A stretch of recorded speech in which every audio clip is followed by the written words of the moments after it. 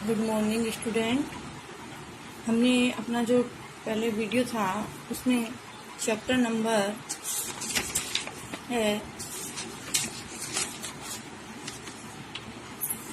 5th किया, जिसका नाम था धोखा। फिर इस पार्ट को हमने पढ़ा और पढ़ने के बाद हमने इसके क्वेश्चन आंसर किए। फिर क्वेश्चन आंसर करने के बाद आपने इनको नोटबुक में भी किया। अब जो क्वेश्चन आंसर है बच गए थे, बाकी रह गए थे, वो आज हम करेंगे इस वीडियो में। देखिए, पाठ्यांश पर आधारित प्रश्न। नीचे दिए गए पाठ्यांश को ध्यान पूर्वक पढ़कर प्रश्नों के उत्तर लिखिए। तो देखिए, मयंक सिर पटक कर वहीं बैठ गया। इतने में तुषार पार्क से लौट आया। मयंक ने उसे जलती हुई आंखों से घूरा और बिफर कर चीखा, धोखा देते हो, अपने दोस्त को गुमराह करते हो, यही है तुम्हारी इंसानियत। तुषार चुपचाप सुनता रहा। जब मयंक चुप हो गया तो तुषार ने कहा, धोखा तुम दे रहे हो अपने आप को। धोखा तुम अगर पढ़ना चाहते हो तो तुम्हें कौन रोकता है? अपना रास्ता तुम खुद नहीं पहचानोगे तो और कौन पहचानेगा?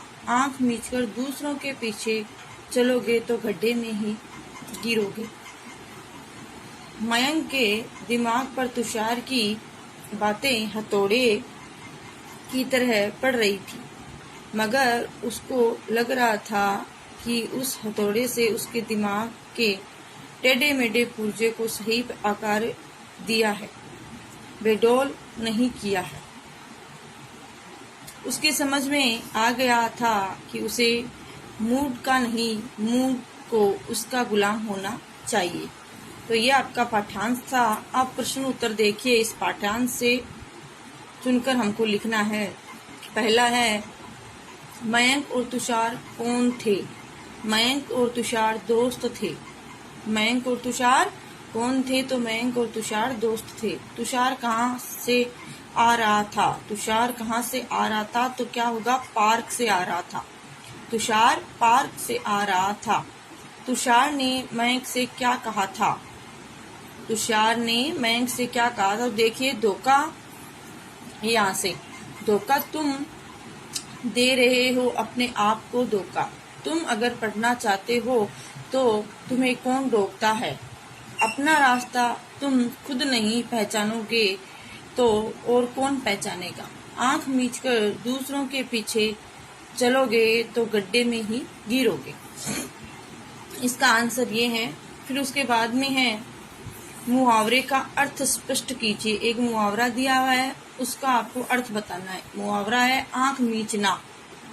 मुहावरा क्या है? आंख मीचना, यानी बिना समझे आगे बढ़ना। बिना समझे आगे बढ़ना।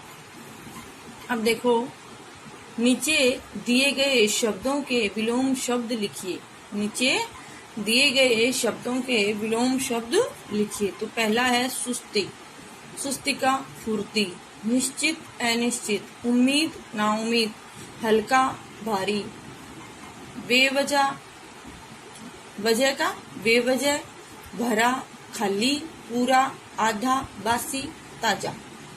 एक बार दोबारा देखिए। सुस्ती का क्या होगा विलोम शब्द? फुर्ती। निश्चित का अनिश्चित।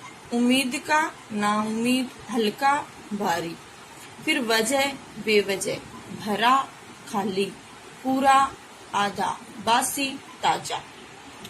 अब देखिए, क्वेश्चन नंबर 2 है भाषा का। नीचे दिए गए वाक्यों को उपयुक्त योजक से जोड़िए। अब आपके हैं, उनको क्या करना है? योजक चिन्ह दिए हुए हैं, उन चिन्हों से जोड़ने हैं। ठीक है, जैसे और, की, फिर, ताकि और 2 शब्द जब और तब।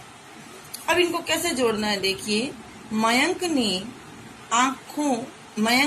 आंखें खोली। मयंक बिस्तर पर उछलकर बैठ गया। कहने का मतलब मयंक ने आंखें खोली। योजक चिन्ह ये रहा, यहाँ पे है, तो यहाँ पे आपको ये इसका प्रयोग करना है। तो मयंक ने आंखें खोली और मयंक बिस्तर पर उछलकर बैठ गया। मयंक ने सोचा, ये योजक चिन्ह है तो यहाँ पे लगाइए कि वह नाश्ता करते ही पढ़ने बैठ जाएगा। मयंक ने सोचा कि नाश्ता करते ही वह पढ़ने बैठ जाएगा। मयंक ने डटकर नाश्ता किया, यहाँ पे योजक चिन्ह है तो फिर यहाँ क्या जाएगा, फिर मयंक कंप्यूटर पर गेम खेलने बैठ गया।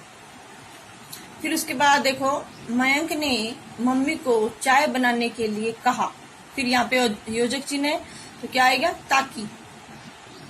ताकि मयंक चाय पीकर सुस्ती दूर करना चाहता था। कहने का मतलब है मयंक ने मम्मी को चाय बनाने के लिए कहा ताकि मयंक चाय पीकर सुस्ती दूर करना चाहता था।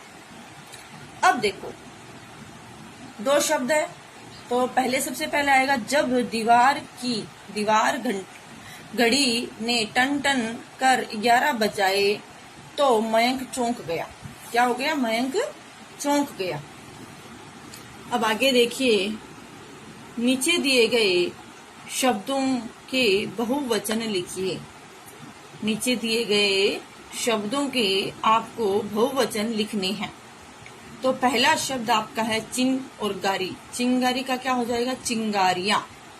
चिंगारी चिंगारियां, पलक पलकें, उम्मीद उम्मीदें, चौका चौके, अंगड़ाई अंगड़ाइयां, गड्ढा गड्ढे। ये आपके बहुवचन। चिंगारी चिंगारियां, पलक पलकें, उम्मीद उम्मीदें, चौका चौके, अंगड़ाई अंगड़ाइयां, गड्ढा गड्ढे। ठीक है, फिर आगे देखिए, नीचे दिए गए मुहावरों के अर्थ लिखिए। अब आप क्या है, मुहावरे दिए हुए उनके अर्थ आपको लिखने हैं। देखिए, सबसे पहले मुहावरा नंबर 1, चेहरे का रंग उतरना। चेहरे का रंग उतरना तो क्या आएगा, भय दुख के कारण चेहरा धूमिल पड़ना। भय दुख के कारण चेहरा धूमिल पड़ना। जलती हुई आंखों से देखना। जलती हुई आंखों से देखना यानी गुस्से से देखना। पलकें भारी होना, नींद आना। पलकें भारी होना यानी नींद आना। टांग अड़ाना यानी रुकावट डालना। टांग अड़ाना यानी रुकावट डालना। दिल धक से रह जाना। दिल है वो क्या है, धक से रह जाना यानी कि घबरा जाना। अब देखो मुहावरा है पहला, चेहरा का रंग उतरना। इसका अर्थ मैंने बताया आपको, भय दुख के कारण चेहरा धूमिल पड़ना। जलती हुई आंखों से देखना यानी गुस्से से देखना। पलकें भारी होना यानी नींद आना। टांग अड़ाना यानी रुकावट डालना। और दिल धक से रह जाना यानी घबरा जाना। तो बच्चों, ये आपके पाठ जो आपका चैप्टर है 5th, उसके क्वेश्चन आंसर कंप्लीट हुए। अब हम आगे जो लेसन है, चैप्टर है 6 को पढ़ेंगे, जिसका नाम है पेड़ पौधों की दुनिया। मतलब अपने जो पेड़ पौधे हैं उनकी एक अलग ही दुनिया होती है, वो पाठ हम पढ़ेंगे। और ये क्वेश्चन आंसर आपको, जो क्वेश्चन आंसर आपने किए थे उससे आगे आपको करने हैं। तो आज के लिए इतना ही। Thank you.